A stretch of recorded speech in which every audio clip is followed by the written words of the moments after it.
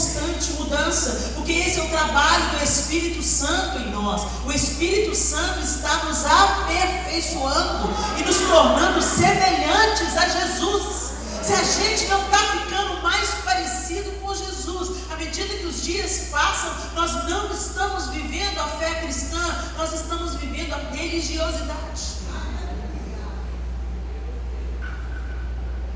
É uma obra, gente, que a gente não pode fazer por nós mesmos. Nós nos dispomos, a gente se expõe.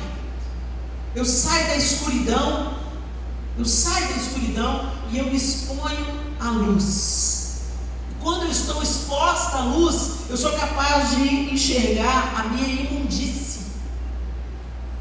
O que eu não enxergava, tem muita gente que vem para a igreja e fala assim: nossa, mas depois que eu vim para a igreja, minha vida piorou. Não piorou não, só agora só enxerga. Sua vida já era um canguiço, ruim demais. Mas aí você não via, que nós estávamos mortos nos nossos delitos e nos nossos pecados. Você não conseguia ver nada de errado na sua vida. E quando você vem para a luz, você começa a olhar para você e começa a ver que você está imundo. Então o que você vai? Tomar banho, como diz a Edmé, o Pedrinho queria fazer. Você vai tomar banho.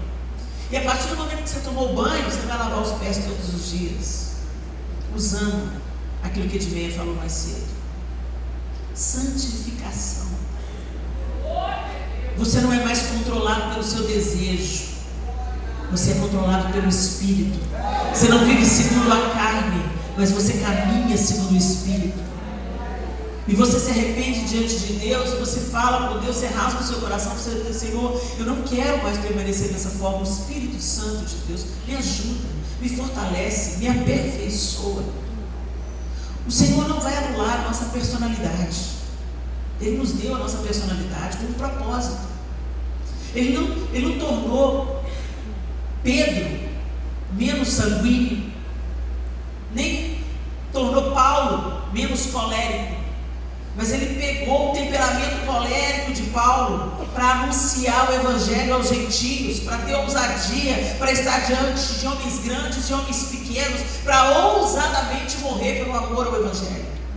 Talvez se Paulo não tivesse o temperamento que ele tinha, ele não teria dado conta. Da mesma forma, Pedro, instável, temperamental, ainda assim Deus não desprezou Pedro. Jesus vem e se reconcilia com Pedro. Pedro, tu me amas, Pedro, tu me amas. Jesus veio se reconciliar. Jesus não descartou Pedro, e Jesus não mudou a personalidade de Pedro,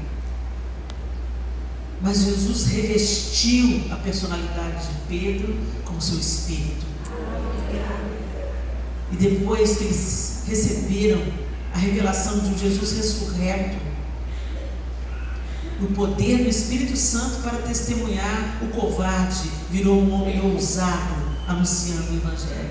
É isso que o Senhor quer fazer em mim e quer fazer em você. Não é só no Paulo e no Pedro que Ele quer fazer isso. Ele quer fazer isso em cada um de nós, nos transportando. Uma vez que Ele nos transportou do império das trevas para o reino do Filho do seu amor, Deus quer transformar a sua vida em um modelo de Cristo.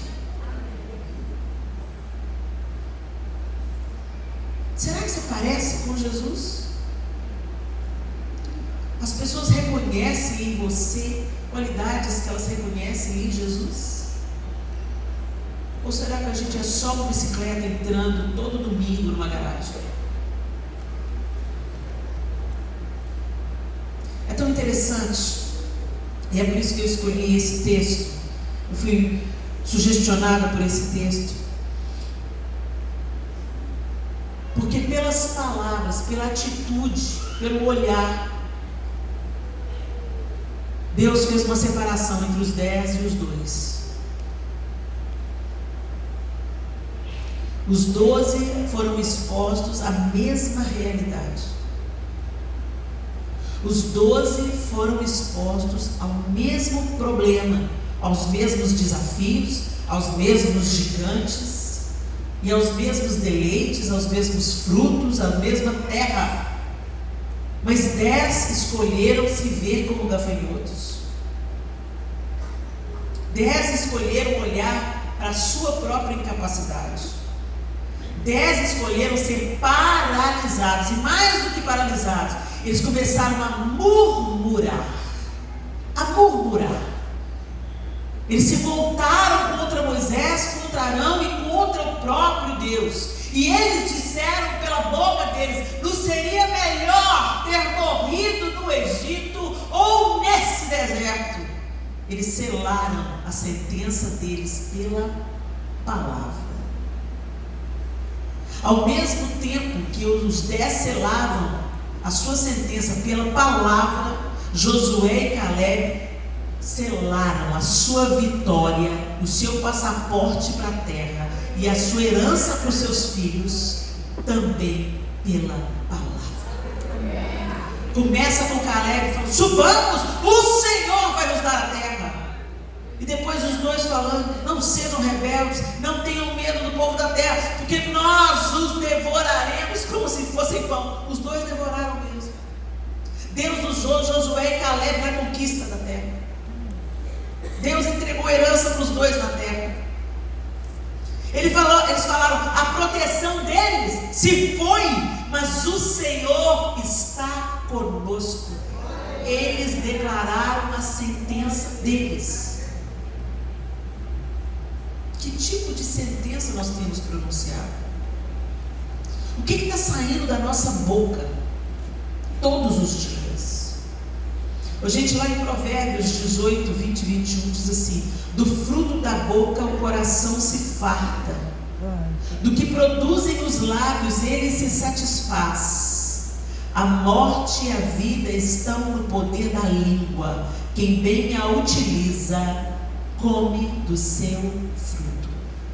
Nós comeremos do fruto das nossas palavras,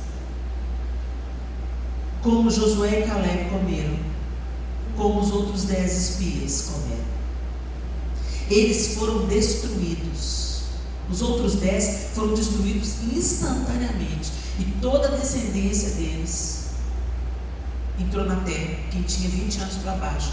Mas todo o povo que tinha 20 anos para cima, porque quando eles insuflaram, quando eles disseram aquele discurso, eles o fizeram diante de todo Israel. E o povo escolheu ficar com Josué e Caleb? Não, queriam apedrejá-los. Você já notou isso? Que quem se levanta para falar a verdade, sempre vai ter alguém querendo dar uma pedrada nele. Presta bastante atenção a quem você tem dado ouvidos, porque às vezes não é você que está vivendo a situação, mas você dá ouvidos a um relatório ruim, ao invés de dar ouvidos ao que Deus te prometeu, o que Deus falou que Ele iria fazer.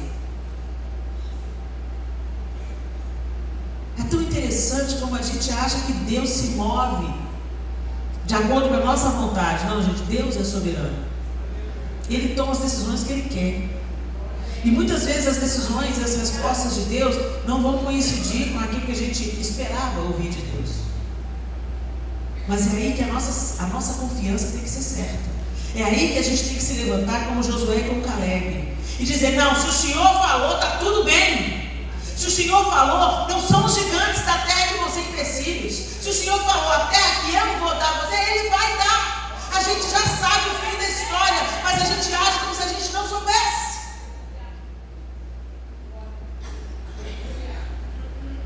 A gente se deixa limitar pelo Jornal Nacional.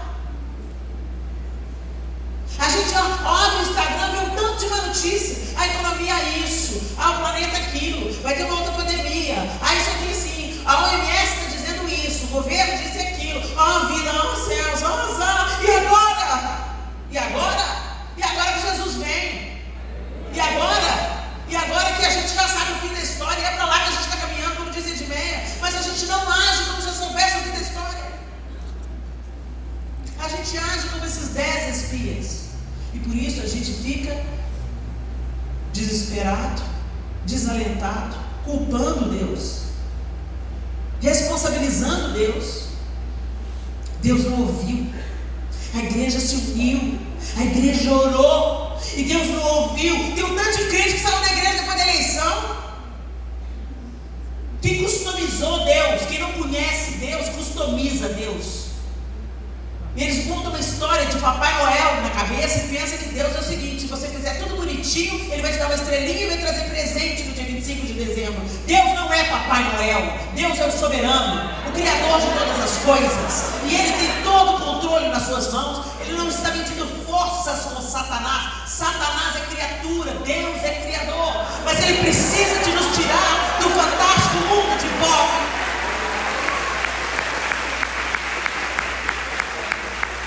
O Senhor precisa nos dar uma perspectiva do céu. E a gente está querendo ser feliz na terra. E a gente está elegendo para nós outros deuses. E a gente pode respeitar homens que queiram fazer o que é certo na política, mas não colocá-los no lugar de Deus. O Salvador do mundo é Jesus Cristo. E mesmo que seja um bom ídolo, ele será derrubado. O Senhor não divide a glória dele com ninguém. E como nós somos idólatras, como nós precisamos de adorar um outro Deus, como nós precisamos de um bezerrinho de ouro. Nós como igreja precisamos de nos arrepender dos nossos pecados, como igreja, e por colocarmos a nossa confiança não naquilo que o Senhor quer fazer, mas naquilo que nós queremos que o Senhor faça para nós. O Senhor tem um plano eterno para a igreja. E não é deitado eternamente em berço esplêndido que a gente vai cumprir esses planos, não, gente. O evangelho no Ocidente, ele está totalmente corrompido. Que a gente se acostumou com essa vidinha que a gente tem. A gente tem a Bíblia. A gente tem um tesouro na mão, mas só abre no domingo. Enquanto tem cristãos que estão perdendo a vida para fazer a Bíblia chegar onde ela não pode entrar. Vocês entenderam como é que nós estamos no nosso fantástico mundo de Bob? Nós estamos nas nossas igrejas confortáveis, com telões de LED. E o problema não está nisso. O problema é a gente pensar que o reino de Deus é isso. O reino de Deus não é isso. E nós nos acomodamos e pensamos, a igreja é um abrigo nuclear. Ai, que bom que a gente está salvo. Minha família está salva, meus amigos estão salvos. Que o mundo se exploda lá fora. Então o Senhor tem que criar, sabe? Quando os pássaros vão aprender a voar, a mamãezinha, ela vem, bota os ovos, choca os ovos, cuida dos ovos. Depois ela vem, pega alimento e traz, põe no biquinho dos filhotinhos. Mas quando deu tempo, ela pega os filhotinhos e joga no ninho.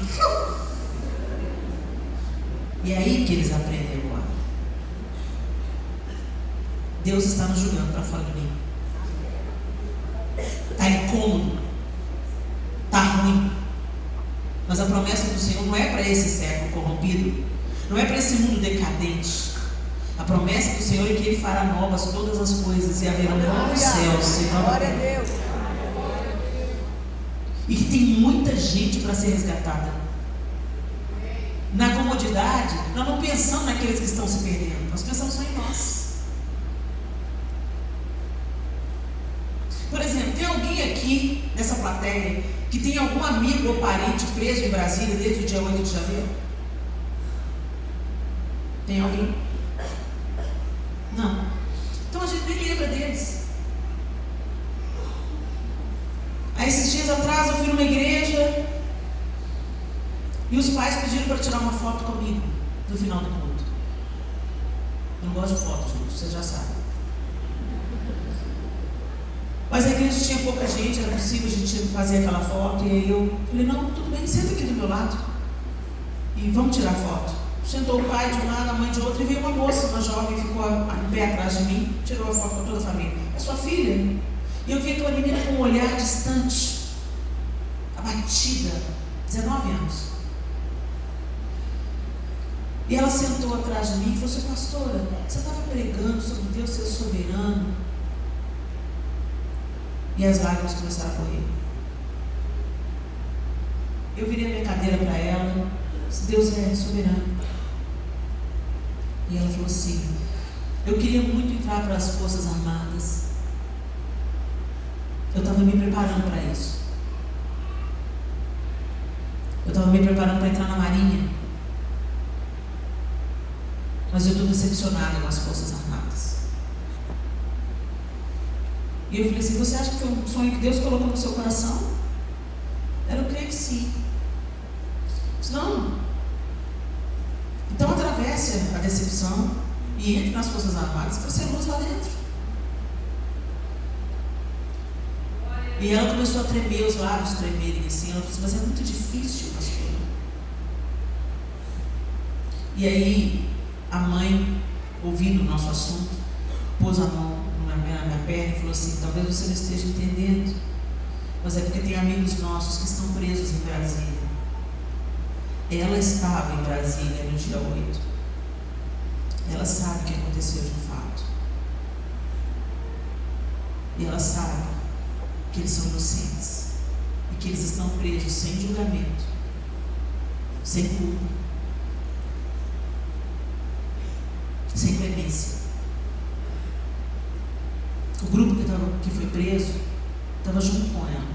Eles nem chegaram perto. Ela fugiu. Mas tem amigos nossos que estão lá presos, alguns doentes. E naquela hora eu comecei a sentir a dor daquela menina. O que vai precisar de acontecer para a gente se atentar para o tempo que a gente está vivendo? O que vai precisar de acontecer para nós não olharmos só para a nossa dor? O que vai precisar de acontecer para a gente entender como igreja que muitas pessoas estão sofrendo, adoentadas mentalmente, adoentadas emocionalmente, adoentadas espiritualmente, mortas nos seus delitos e seus pecados, confusas sexualmente? Se a igreja ficar deitada eternamente em berço esplêndido, presa no seu conforto, Deus está nos atirando do ninho para nos renovar. Parece um paradoxo, mas não é, porque a renovação começa pela mente. Vocês lembram do apóstolo Paulo? Não entrem na forma de pensar desse século, mas transformai-vos pela renovação do seu entendimento, para que, a consequência, vocês experimentem a boa, perfeita e agradável vontade de Deus para vocês. Aleluia! Tem uma premissa, tem uma condição. Não pensa como o mundo pensa. Não fique agindo como o mundo age. Eu tenho pensado muito, gente, no que significa se tornar amigo do mundo. Porque a Bíblia diz que aquele que se constitui amigo do mundo se torna inimigo de Deus. Sim, nós precisamos de dialogar com o nosso século. Sim, a gente não precisa de ficar trancado dentro da igreja, não. Jesus não chamou a gente. A igreja é um lugar onde a gente se abastece, onde a gente aprende, a gente se fortalece, e a gente sai e vai queimar com Jesus lá fora. Queimar aqui dentro é fácil. Vai queimar com Jesus lá fora. Vai inflamar outras pessoas de amor por Cristo lá fora. O propósito da igreja não é ser um abrigo nuclear. O propósito da igreja é ser um quartel-general onde a gente reúne, recebe treinamento e vai servir o Senhor. Mas a gente se acomoda. E quando pensa que não, está um tanto de gente reunida na igreja, cantando mais sobre si mesmo do que sobre a glória de Deus. E as nossas canções contemporâneas, elas falam mais de como a gente se sente, como que a gente acha que Deus está fazendo conosco. As músicas que mais fazem sucesso no gospel hoje é quando você canta suas dores. Eu estava assim, eu estava assado, mas Jesus vem e vai fazer, vai acontecer, e vai triunfar. A gente canta mais sobre as nossas dores do que sobre a glória de Deus, a majestade de Deus, o poderio de Deus, a força de Deus. 80% da letra é nós, 20% da letra é Deus.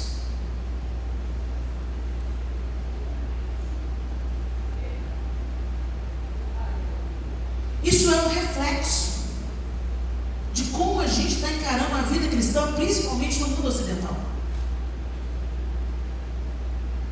O evangelho autocentrado. Eu quero que a minha família se salve, que os meus amigos se salvem, e eu não estou preocupado com os outros. Imagina se Deus pensasse assim.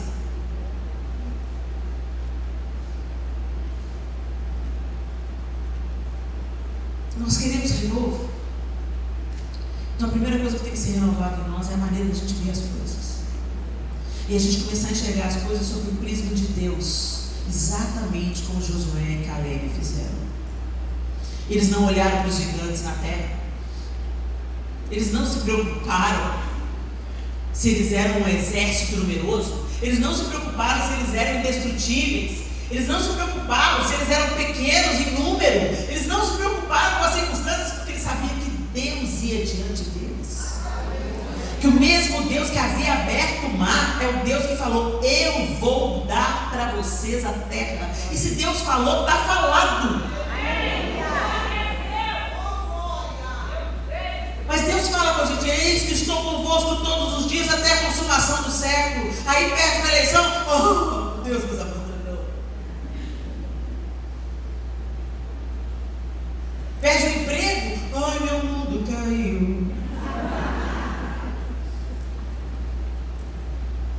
Jesus não mentiu, ele falou: no mundo tereis aflições, mas eu vou estar com vocês todos os dias, nos dias bons e nos dias ruins. Então coloca os seus olhos em mim. Coloca os seus olhos em mim. Não coloca os seus olhos na força do vento, senão você vai afundar. Se nós colocamos os olhos na força do vento, nós vamos afundar. Se nós colocamos os olhos dos gigantes da terra, nós vamos morrer no deserto. Nós morreremos como gafanhotos, porque a gente começa com a nossa boca profética, a boca que deveria gerar vida, a gerar morte. E a gente vai comer do fruto das nossas palavras. Ah, se a gente lembrasse da lei da semeadura antes de pronunciar uma palavra. A gente lembra da lei da semeadura na hora de visitar o gasofilácio. Ah, eu vou dar o meu dízimo, a minha oferta. A gente vem alegremente, porque a gente sabe. Quem é dizimista e ofertante sabe. Colhe das bênçãos. A gente vive na nossa vida. Quando você tem generosidade, a Bíblia fala: o generoso prosperará. Não, a gente, de boa. Agora a gente esquece que a mesma palavra diz que o generoso prosperará, diz que nós comeremos do fruto das nossas palavras. Palavras são sementes poderosas. E uma vez plantadas, você vai ter que comer do fruto delas. Você vai colher. Às vezes você está num momento da sua vida e você pensa: nossa Deus, o diabo levantou. Não, o diabo está no mesmo lugar dele. Só chegou o tempo da colheita na sua vida. Fala mal de todo mundo, expõe a nudez dos outros, faz fofoca, maledicência, fala da vida do outro, vai para a internet para falar mal do outro e pensa que isso vai ficar curado. Não vai ficar, não. Ou então você fica reclamando: oh Deus, né? Tipo assim, gente, quando a gente reclama, a gente está dizendo que se a gente tivesse no lugar de Deus, a gente faria melhor. E como a gente murmura? Lugar comum. A gente tá frio, ai, tá frio lascado, misericórdia. Tá quente, nossa, que calor horroroso, tá? Vocês são do inferno de Rio de Janeiro. Nossa, que sol miserável. Sai da nossa boca, Senhor. Nossa, mas esse marido que Deus me deu, só Jesus na casa. Ah, mas esse menino é danado demais. Sabe o que significa a palavra danado? Condenado ao inferno. E a gente fala: o dia que eu entendi isso, gente, eu queria entender isso mais cedo. O dia que eu entendi isso, eu peguei o Arthur, meu terceiro filho, comecei a: ô, vem cá, santo. Ungido, vem cá. O dia que ele estava pintando os canecos, eu vim aqui, ungido de Deus, põe a mão na cabeça dele e falava assim: você vai dar um trabalho pro inferno. Ih, meu filho, você vai dar trabalho pro inferno. Ele olhava para mim sem entender nada, falava: amém. Graças a Deus está aí dando trabalho pro inferno. Graças a Deus. O que eu quero dizer para vocês é que as suas palavras são poderosas, como as palavras de Josué e Caleb foram poderosas. E como as palavras daqueles 10 espias foram poderosas. O interessante disso tudo é que quando eles entraram na terra, vamos lá, vamos para o texto bíblico. Vamos lá.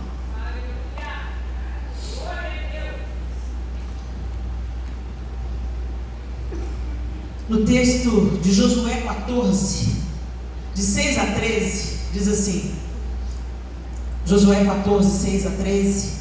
Os homens de Judá vieram a Josué em Gilgal, e Caleb, filho do Quenezeu Jefoné, lhe disse: você sabe o que o Senhor disse a Moisés, homem de Deus, em Cades Barneia, sobre mim e sobre você.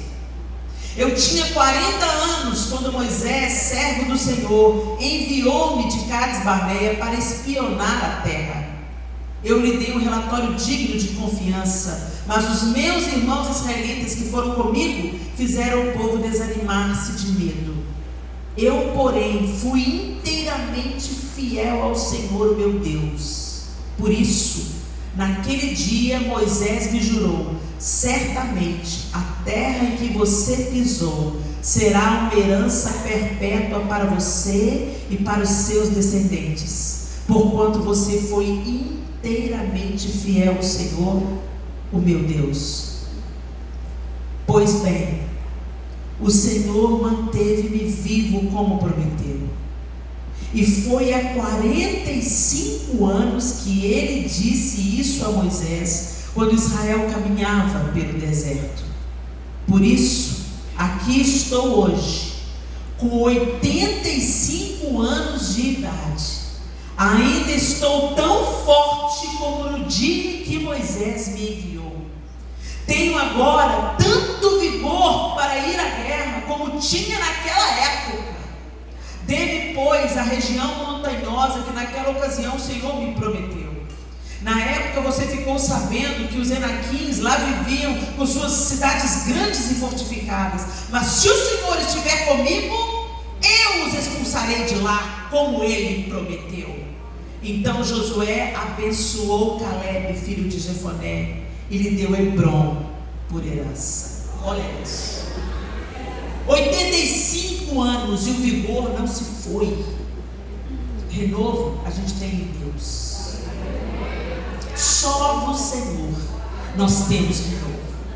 A Edmeia é para mim motivo de espanto e estudo. Edmeia tem 79 anos. E a gente vai para Israel e as meninas ficam perguntando: cadê a missionária Edmeia? E eu falo: nunca procure Edmeia atrás. É ela que está puxando o grupo. E eu fico pensando: Jesus, eu quero dessa porção aí, Jesus. Porque, Senhor, de onde que Edmeia tira tanta energia? Ok, que Edmeia é disciplinada na comida, mas fica a dica. Você quer comer dos frutos do outro, mas não quer sacrificar o que os outros querem sacrificar, né? Edmeia toma um café da manhã reforçado, almoça e não come mais até o dia seguinte. Edmeia devora a Bíblia. Não preciso falar, né? Vocês viram aqui. E não é só devorar para estudar, não, ela se deleita. Teve uma vez que a gente estava em Israel, a gente foi para uma boca. Edmeia, você vai entrar na água? Não. De madrugada eu comecei a ler o livro de Osés e Deus está falando muito comigo. Osés, né, João? Eu estava lendo o livro de Osés e Deus está falando muito comigo. Eu já tinha lido, da madrugada até aquela hora, eu já tinha lido acho que 9 vezes. 14, o João está falando que é 14. Ele falou que é 14, não vou te dar para o meu marido. Ela tinha lido tanto de vezes o livro de Osés, porque Deus estava falando poderosamente com ela e ela não conseguia parar de ler. Tá, Edmeia, o que você vai fazer? Não, só me dá uma sombra. E enquanto a gente estava se divertindo no mar outro, eu estou dizendo que isso é errado. Ela estava com a cara melhor do mundo, enfiada na Bíblia, debaixo do guarda-sol. E quando acabou, nós estávamos exaustos.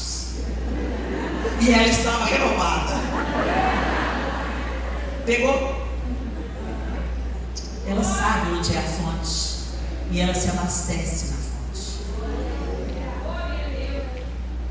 Porque os que esperam no Senhor correm e não se cansam, caminham e não se fatigam. Os que esperam no Senhor. Você espera no Senhor? Ele é a sua fonte, a fonte da sua alegria, a fonte da sua vitória, a fonte da sua paz no meio do caos, a fonte da sua tranquilidade, a fonte do seu consolo. Gente, muita gente ferida, ao invés de chegar mais perto de Deus, porque quem de nós não pode se ferir? Nós somos vulneráveis, a gente está sujando o pé todo dia. Mas quantas pessoas, diante da dor, da decepção, da fragilidade, elas se afastam de Deus e morrem. Elas se desesperam e abandonam o barco, ao invés de elas se achegarem a Deus.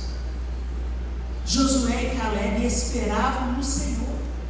Eles não tinham expectativas no exército de Israel. Eles não tinham expectativas nos seus arcos e flechas e lanças e carros de guerra. Eles não tinham expectativa. Era um povo perambulando pelo deserto. Eles não tinham expectativa, mas eles conheciam o Senhor que os tinha tirado do Egito. Você conhece o seu Deus? Ou você é só um frequentador de igreja? Sabe por que a gente tem que ler a Bíblia, gente? Não é para a gente dar o check na religiosidade, não. A gente tem que conhecer a Bíblia, porque lendo a Bíblia é que a gente conhece Deus. Eu quero ouvir a voz de Deus, vai ler a Bíblia. Eu quero que Deus fale comigo, vai ler a Bíblia. Caça os profetas, mas não abre a Bíblia. Tudo que você sabe sobre Deus veio de lá. Tudo que você sabe sobre a pessoa, a obra, crucificação, ressurreição de Jesus veio do livro. Mas você não abre o livro. O livro só fica aberto no Salmo 91 com um patuá gospel. Vai espantar os maus espíritos da sua casa. Se um relacionamento precisa de um diálogo, gente, a oração é a parte que você fala. E a Bíblia é a parte que Deus fala. É verdade. Você não abre a Bíblia e quer que Deus fale com você. Estão fazendo dos profetas do Senhor pais de santo. E às vezes o profeta, gente, quando o profeta, Deus quer usar o profeta para te entregar uma palavra, Deus sabe o seu endereço, sabe o teu telefone. Deus levanta o profeta no meio da rua que nunca te viu. Quando Ele quer usar a palavra profética, Deus te encontra e não você encontra Deus. Quer encontrar Deus? Para de fazer dos profetas do Senhor pais de santo. Os crentes ficam fazendo fila na casa do profeta quase para ganhar paz. O profeta não tem nada para falar, Deus não mandou falar nada, mas o profeta é gente, ele se sente pressionado pela expectativa, pela dor do outro, aí ele entrega a palavra da carne dele, depois ele que é o falso profeta. Abre a Bíblia, vai conhecer o Deus que você diz que ama. E a Bíblia, gente, é uma leitura ininterrupta. Você lê, volta e lê, volta e lê, volta e lê, até Jesus voltar. Ou até você encontrar com Ele. E cada vez que você lê o texto bíblico, ele fala de um jeito diferente no seu coração. Tem dia que a palavra fica viva, entra em você, te transforma, te limpa, te lava, e muda sua mente, muda sua maneira de agir, te gera arrependimento. Quando você está lendo a Bíblia, às vezes a palavra te alcança como um soco no estômago. Teve um dia que eu estava lendo os mesmos textos que Edmel usou hoje, João 13. Eu estava querendo que Deus fizesse purê de um santo que estava me atormentando. E aí eu estava lá lendo João 13 e Jesus fala comigo assim, docemente, quando eu estou lendo a Bíblia. Onde você viu nesse texto que eu não lavei os pés de Judas nem de Pedro?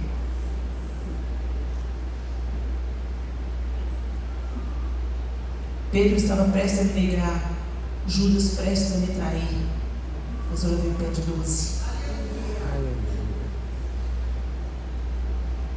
Não precisou dele falar mais nada, já caí no arrependimento. Me perdoa, Senhor, me perdoa. Me perdoa, porque eu quero vingança. Me perdoa, meu coração está tão distante do seu caráter. Me perdoa. É isso que a palavra faz com a gente.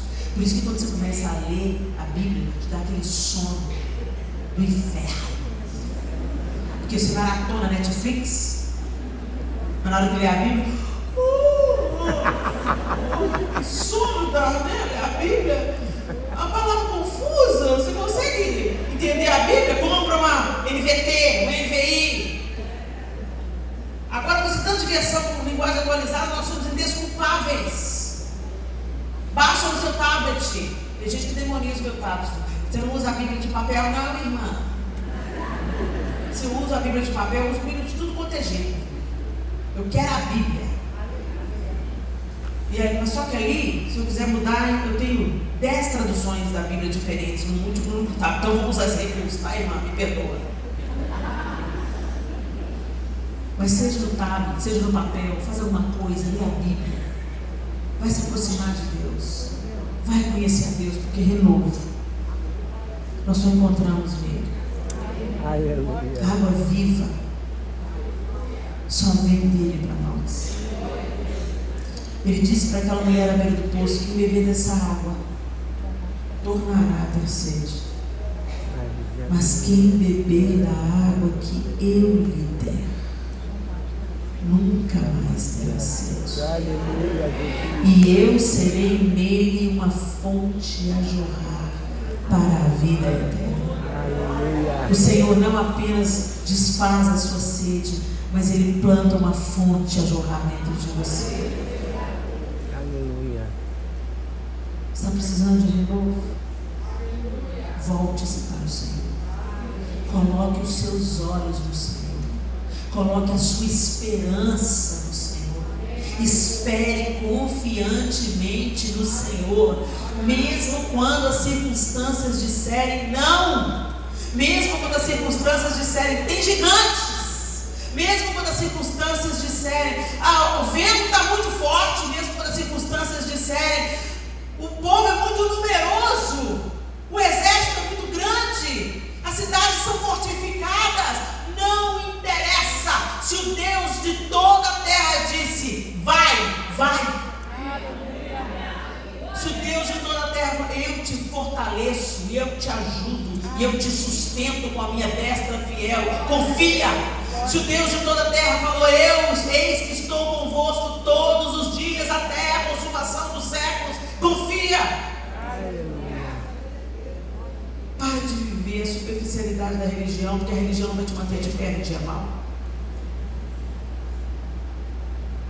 O Senhor nos mantém de pé no dia da adversidade. Feche os seus olhos.